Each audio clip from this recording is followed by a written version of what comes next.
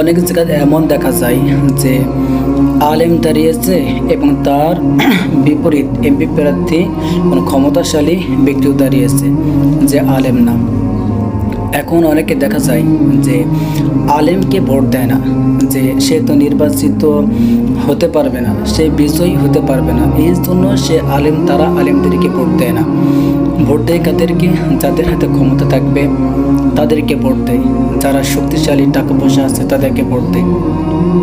আসলে দেখুন, আপনি কি এমন ব্যক্তিদেরকেই ভালোবাসেন যার টাকা পয়সা রয়েছে?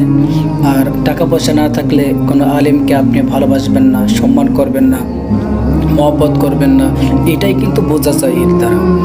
আসলে আপনার ভোটটা, আপনার মূল্যবান ভোটটা আপনি একজন আলেমকে দিয়ে দেখুন, সে বিজয় হোক বা না হোক সেটা তো পরের ব্যাপার, কিন্তু আলেমকে দিয়ে দেখুন, দিয়ে দিন, সে বিজয় না হোক তারপরেও দিন।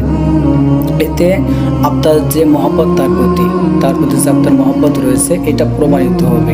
আর রাসূল সাল্লাল্লাহু আলাইহি ওয়াসাল্লাম বলেছেন, আল মারউ মাআ মান আহাব্বা, যার সঙ্গে যার মহব্বত তার সঙ্গে তার কিয়ামত। একটু হিসাব করে ভোট দিবেন। কে বিজয় হবে না হবে সেটা তো আল্লাহ তাআলা জানে, আপনি আমি কেউ জানি না।